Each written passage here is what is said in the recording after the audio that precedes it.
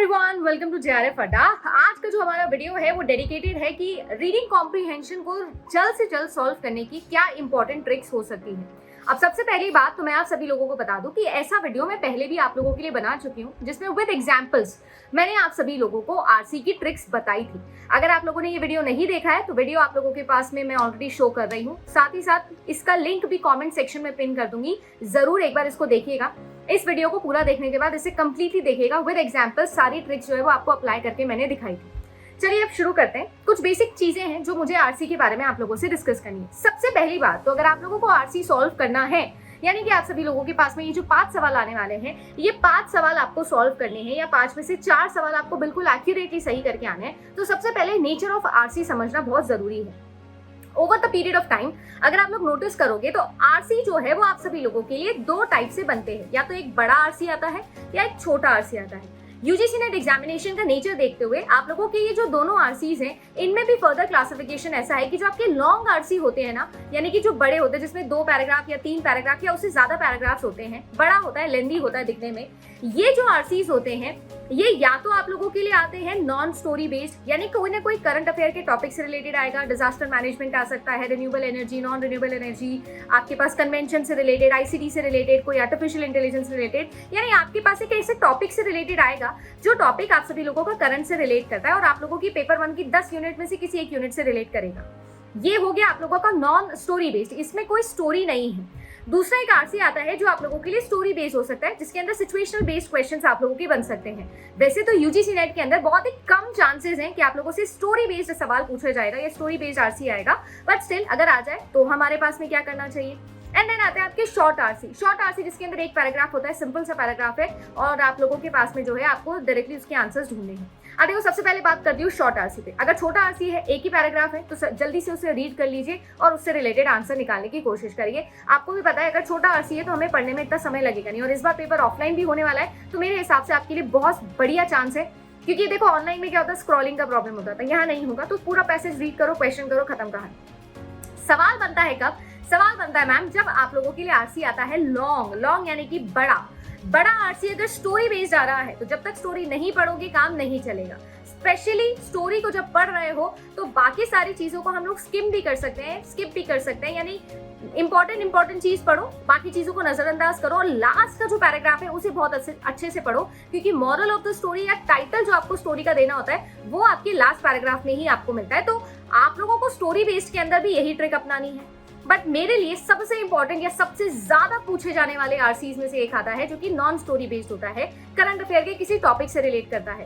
पहली बात तो आपकी बेसिक अंडरस्टैंडिंग यहाँ पर काम आती है, बट कभी कभी आपकी बेसिक अंडरस्टैंडिंग हमको कंफ्यूज भी करती है। तो यहाँ पर मैं कुछ बेसिक टिप्स है जो आप लोगों को देना चाहती हूँ। सबसे पहले बात करती हूँ, अगर आप सभी लोगों के लिए नॉन स्टोरी बेस्ड आरसी आया है तो आरसी के अंदर जो आप लोगों का रीड द पैसेज लिखा हुआ है उसमें आप लोग रीड को लगाओ काटा।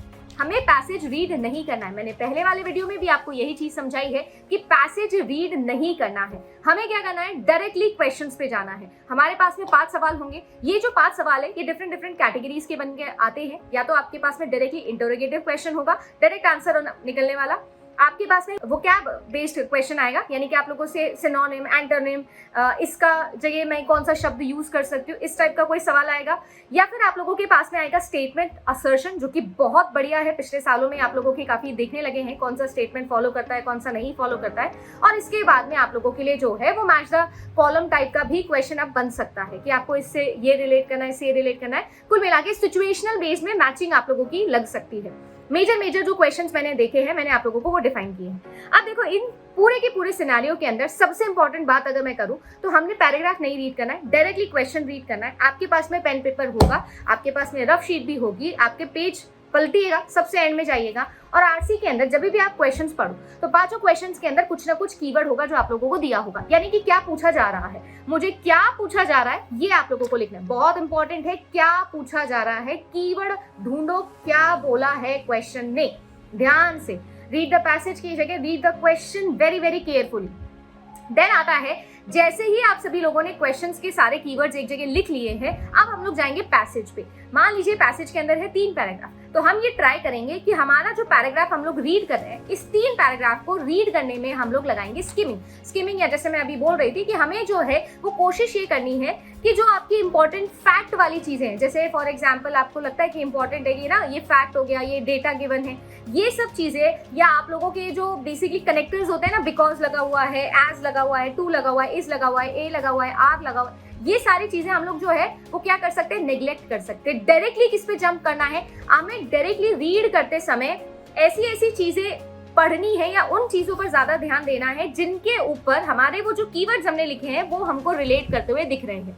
कोशिश करिएगा, पैराग्राफ भी इसी तरीके से दिया जाता है। स्टार्टिंग के जो आप लोगों के क्वेश्चंस होते हैं वो स्टार्टिंग के पैराग्राफ में ही मिलेंगे और लास्ट के जो क्वेश्चन है वो लास्ट के पैराग्राफ में मिलेंगे। आइडियलिस्टिक सिचुएशन यही है। फिर भी एक्स्ट्रा ही दिमाग लगा दिया एनटीए ने कि नहीं भाई ऐसा नहीं है, तो भी घबराने वाली बात नहीं है। हमें क्या करना है, हमें जब ये स्किमिंग हम कर रहे हैं तो हमें एक और टेक्निक अपनानी है कि हमें finding the keyword in that particular paragraph भी ट्राई करना है।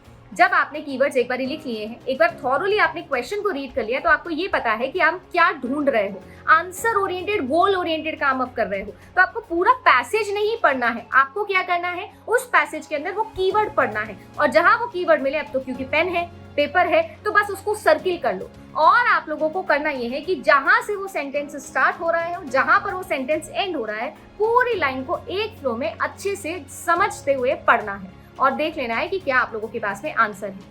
ये सारी चीजें आप कर सकते हैं। अब बात आती है मेरी फाइनल टिप की, जो मुझे ऐसा लगता है बहुत कम बच्चे हैं जो अप्लाई कर पाते हैं, और जो अप्लाई करते हैं उनका आरसी सही नहीं बल्कि कम समय में सही हो जाता है। वो टिप है कि आप क्या चॉइस एलिमिनेशन लगा पा रहे हैं या नहीं।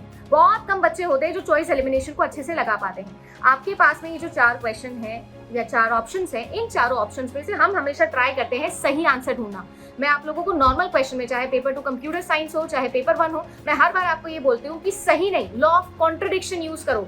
कोई भी ऑप्शन जो आप उठाए हो वो गलत क्यों है ये प्रूव करो। कॉम्पिटिटिव एग्जाम की सबसे इंपॉर्टेंट चीज यही है, we have to try to eliminate an option, do not go for the correct option, go to eliminate the wrong option. हमेशा याद रखना, law of contradiction will always work. आपको ट्राई करना है ये ऑप्शन गलत क्यों है, उसे एलिमिनेट करो और ऑटोमेटिकली आपका सही आंसर आ जाएगा।